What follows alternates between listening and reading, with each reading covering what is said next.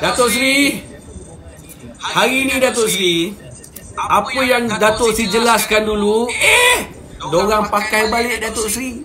Datuk Seri dah bagi tahu dulu dah, negara kita ni antara negara yang minyak terendah waktu tu. Tapi diorang guna balik Datuk Seri benda yang sama. Kelakar diorang Datuk Seri. Dah lah penipu, penghasut, lepas tu tiba-tiba jadi peniru pula. Inilah diorang Datuk Seri. Waktu tu diorang hasut rakyat, diorang kata negara kita ni pengeluar minyak.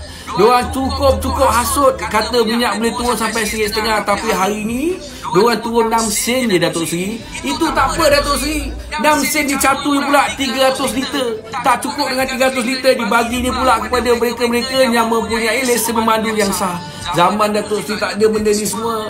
Datuk Seri faham kesusahan rakyat, nadi rakyat, apa yang rakyat perlukan, Datuk Seri bagi. Tak ada kira, asalkan untuk rakyat. Tapi yang ini Datuk Seri, dah lah ditekannya 300 liter, dia bagi pula 6 sen. Lepas lebih daripada 300 liter, kena bayar dengan 60 sen. Tak cukup dengan tu Datuk Seri buat statement Datuk Seri.